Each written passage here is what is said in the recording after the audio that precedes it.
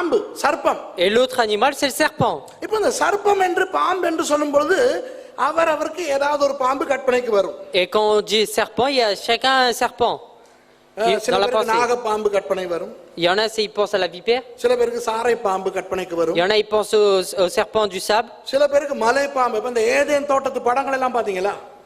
Et vous avez déjà vu les films du jardin d'Éden? அந்த Eden தோட்டத்து படங்கள் வரைஞ்சிருப்பாங்க. ஏவாள் இருக்கும், தூரத்துல ஒரு ஆப்பிள் மரம் இருக்கும், ஒரு பெரிய பாம்பு தான் காட்டுவான். Et ils vont montrer un grand serpent à côté de l'arbre et du fruit et d'Ève. மலை பாம்பு மாதிரி. Et c'est comme l'anaconda. அப்போ சில பேருக்கு அனகொண்டா, சில பேருக்கு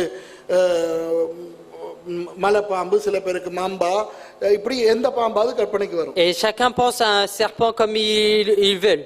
ஆனால் வேதத்திலே இயேசுவானவர் சொல்லுகிறாரே இந்த சர்ப்பம். Et Jésus, quand il parle d'un serpent ici, இது ஒரு குறிப்பிட்ட ரக விரியன். et c'est vraiment un serpent, une race spéciale. சும்மா எல்லா பாம்பும் அல்ல. Ce n'est pas tous les serpents. இந்த விரியன் Et cette race, இஸ்ரவேலிலே இருக்கின்ற ஒரு வித விரியன் பாம்பு. பாலைவனங்களில் எல்லாம் நிறைய இருக்கும் இந்த விரியன். elle est dans le désert en Israël. இந்த விரியன் எப்படிப்பட்ட பாம்பு என்றால், Vous savez quel genre de serpent c'est, race c'est? இந்த விரியன் இப்படியே நிலத்தோடு இல்லமாய் படுத்திருக்கும். Il va être avec le sol et on le verra pas. ஏதாவது ஒரு அசைவு ஏற்பட்டால், Et s'il y a un mouvement quelconque, உடனே தன்னுடைய தலையை மாத்திரம் இப்படி தூக்கி elle va lever seulement sa tête, நோட்டம் விட்டுக்கொண்டே elle va cibler, நாக்கை வெளியே விட்டு உள்ளே இழுக்கும். elle va mettre sa langue à l'extérieur, elle va la reprendre.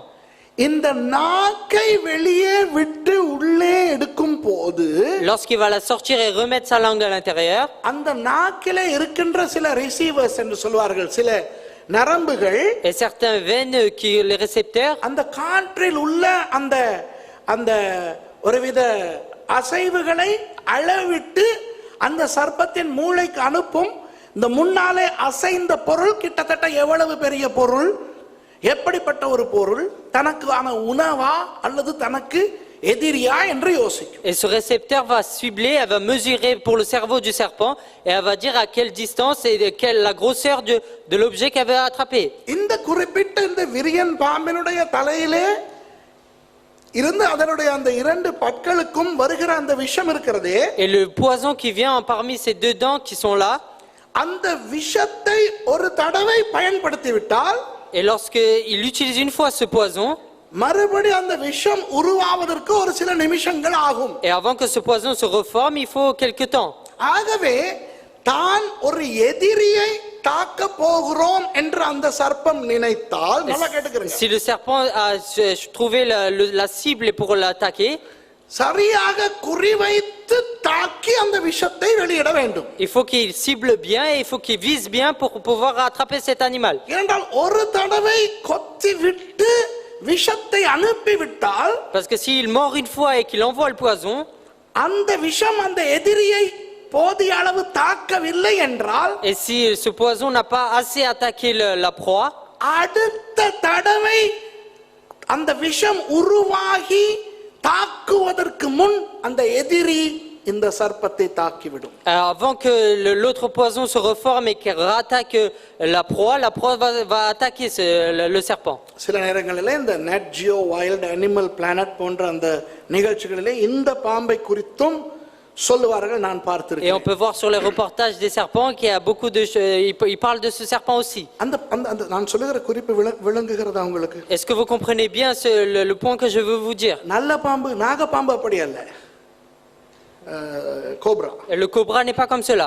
அது இப்ப குத்திட்டு அடுத்த முறை அடுத்த ஆளையும் கொத்தும், அப்புறம் இன்னொரு ஆளையும் கொத்தும். அதுக்கு ரெடிமேட் ஸ்டாக்ல இருந்துகிட்டே இருக்கும் ஃபுல் டேங்க் எப்பயுமே விஷம். Et elle a toujours le plein, le cobra, et peut attaquer plusieurs personnes à la suite. இப்போ இயேசுவானவர் ஏன் சர்ப்பத்தை போல வினாங்குள்ளவர்களாய் இருங்கள் என்று சொன்னார் என்று சொல்லுகிறேன். Et je vais vous dire pourquoi il dit soyez comme le serpent.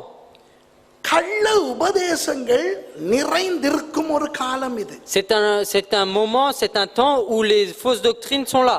sont présents. இயேசுவானவர் தீர்க்க தரிசனமாக பல இடங்களில் சொல்லி இருக்கிறார் கள்ள உபதேசம் சபைக்குள்ளே வரப்போகிறது என்று. Et à plusieurs reprises, Jésus a prophétisé que les fausses doctrines vont rentrer dans les églises. அந்த காலத்திலே இருந்து இந்த காலம் வரைக்கும் வெவ்வேறு விதமான கள்ள உபதேசங்கள் சபைக்கு வந்து கொண்டே இருக்கின்றன. Et de cette époque-là jusqu'à à l'époque actuelle, il y a des fausses doctrines qui sont en train d'attaquer les églises. ஆகவே ஆடுகளாய் அப்பாவிகளாய் இருக்கும் கிறிஸ்தவர்கள் Donc les chrétiens qui sont innocents, உபதேசத்தை கேட்கும் பொழுது lorsqu'ils entendent les doctrines, இந்த சர்ப்பத்தை போல வினா உள்ளவர்களாய் இருக்க வேண்டும். il faut qu'ils soient prudents comme le serpent. விளங்குதா? சர்ப்பத்தை போல நோட்டம் விட வேண்டும். Il faut comme le serpent, ils doivent cibler. பார்க்க வேண்டும் இந்த பிரசங்கத்தை பண்ணுகிற ஆள் சரியான வசனத்தில் இருந்து சரியான விதமாய் வசன ஆதாரமாய் நமக்கு பிரசங்கம் செய்கிறானா என்று பார்க்க வேண்டும். Il faut que le chrétien regarde bien si celui qui prêche, il prêche bien selon la parole. விளங்குதா நான் சொல்றது? Est-ce que vous comprenez ce que je veux vous dire? இன்றைக்கு இது ஒரு பயங்கர ஆபத்தான காலம் அன்பானவர்களே. Donc c'est vraiment une période dangereuse. நீங்கள் யூடியூபுக்கு போனால் அல்லது கிறிஸ்தவ தொலைக்காட்சிக்கு போனால், Si vous allez sur YouTube ou sur les programmes chrétiens, ஏகப்பட்ட ஊழியக்காரர்களுடைய பிரசங்கங்கள். vous pouvez écouter des messages de plusieurs serviteurs. சில பிரசங்கங்களை கேட்க ஆசையா இருக்கும். Certains messages, lorsqu'on écoute, ça paraît juste. சில ஊழியக்காரர்களை உடுத்தி கொண்டு வந்து அந்த கேமரா முன் நிற்கின்றதை பார்க்கவே ஆசையா இருக்கும். Et certains, lorsqu'on les regarde devant la caméra, ça nous plaît. சில பேருடைய அந்த வீடியோ பின்னணி, அவர்கள் எங்கிருந்து பேசுகிறார்கள் அந்த பின்னணி எல்லாம் ரொம்ப கவர்ச்சியாய் ரொம்ப அழகா இருக்கும். Et les choses qui se trouvent derrière la personne qui est en train de prêcher, ça paraît vraiment bien. தேன் ஒழுக பேசுகின்ற ஊழியர்கள் உண்டு. Il y a des serviteurs qui parlent avec comme des miels qui coulent. இயேசுவானவர் தீர்க்க தரிசனமாக தனது சீஷர்களுக்கு சொல்லுகிறார். Et Jésus dit en prophétisant à ses disciples, நீங்கள் சர்ப்பத்தை போல வினா உள்ளவர்களாய் இருக்க வேண்டும். il faut comme le serpent, vous soyez prudents. கேள்வி கேட்க வேண்டும். Il faut poser des questions. யார் இவன்? Qui est-il? யாரால் அங்கீகரிக்கப்பட்டவன்? Par qui il a été accepté? ஒன்று சொல்லுகிறேன் கேளுங்கள். Et écoutez, je veux dire une chose. உங்களுக்கு அறிமுகம் இல்லாத ஒரு ஊழியக்காரனுடைய பிரசங்கமோ செய்தியோ புத்தகமோ உங்களுக்கு கிடைக்க பெற்றால், Si vous recevez un livre ou un message d'un serviteur que vous ne connaissez pas, முதலாவது நீங்கள் பார்க்க வேண்டும் இந்த ஊழியக்காரன் யார். et tout d'abord vous devez regarder qui est ce serviteur. Pastor என்று சொல்லுவோமே, C'est un pasteur, on va dire. இந்த நபரை பாஸ்டர் ஆக்கினது யார்? Qui l'a établi comme pasteur, cette personne-là? இந்த நபரை ஊழியக்காரனாய் அபிஷேகித்த நிறுவனம் எது? C'est quel établissement, quelle administration a établi ce pasteur? ஏனென்றால் வேதத்திலே என்ன சொல்லி இருக்கிறது தெரியுமா? Vous savez que dit la parole? மூப்பர்கள் ஊழியர்களை வேறு பிரித்து அவர்கள் மேல் கைகளை வைத்து அவர்களை அபிஷேகித்து ஊழியத்தில் ஏற்படுத்தினார்கள். Et les diacres ont imposé les mains et ont établi comme serviteurs. சாதாரண மேஜையிலே உணவு பரிமாறும் ஊழியத்துக்காக 7 பேர் நியமிக்கப்பட்ட போது அப்போஸ்தலர் 6ஆம் அதிகாரத்திலே, Dans Actes chapitre 6, on a établi 7 personnes pour pouvoir distribuer à table.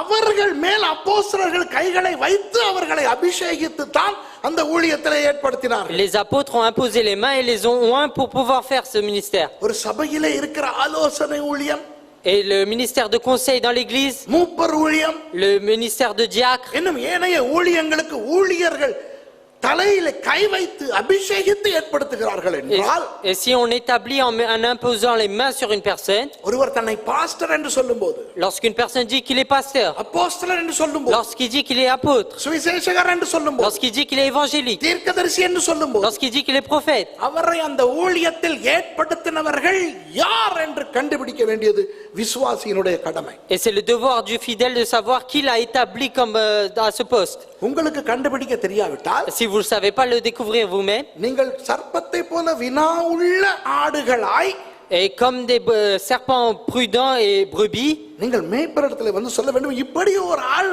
யூடியூபிலே வந்திருக்கிறார், நாங்கள் இவருடைய பிரசங்கத்தை கேட்கலாமா? et vous devez demander à votre berger, il y a une personne comme cela qui est sur YouTube, est-ce qu'on peut écouter ces messages? ஏனென்றால் இன்றைக்கு கள்ள உபதேசங்கள் கவர்ச்சியாய் வந்து நம்மை சீரழித்துக் கொண்டிருக்கின்றன. Parce qu'il y a des fausses doctrines qui viennent et qui sont en train de nous détruire. சர்ப்பத்தை போல வினா உள்ளவர்கள் Prudents comme le serpent. வசனங்களை சொல்லிக்கொண்டே போவார்கள். Ils vont être en train de parler des versets. நீங்கள் வசனத்திலே பார்க்க வேண்டும் அவர்கள் சொல்வதுதான் அந்த வசனத்திலே இருக்கிறதா என்று. Et il faut que vous sachiez si c'est ceux qui disent qu'ils sont sur ce verset-là. கேள்வி கேட்கின்றவர்களா இருக்க Il வேண்டும். faut être des personnes qui posent des questions. விசுவாசம் கேள்வியினால் வரும். Et la foi vient par les questions, ce qu'on entend. கேள்வி வசனத்தினால் வரும். Et les questions viennent de la parole. ஆகவே சும்மா மொக்குத்தனமாக எவன் சொன்னாலும் அந்த சொல்லுகிற விதத்தில் சொல்லுகிறானே என்று நம்பிக்கொண்டு ஏமாறக்கூடாது. Il faut être comme des insensés et croire tout ce qu'on nous dit. இப்ப புரியுதா உங்களுக்கு ஏன் சர்ப்பத்தை போல வினா உள்ளவர்களா இருக்க வேண்டும் என்று சொல்லுகிறார்? Est-ce que vous avez compris pourquoi il dit être prudent comme des serpents? சர்ப்பத்தை போல தாக்குங்கள் என்று சொல்லவில்லை. Il n'a pas dit agresser comme le serpent. சர்ப்பத்தை போல விஷம் உள்ளவர்களா இருங்கள் என்று Il n'a சொல்லவில்லை. pas dit soyez venimeux comme le serpent. அதனால தான் சொன்னேன் சர்ப்பமாய் மாறக்கூடாது. Et c'est pour ça qu'il a dit ne devenez pas comme le serpent. சர்ப்பத்தின் அந்த ஒரு குணாதிசயம் மாத்திரம் நமக்கு இருக்க வேண்டும்.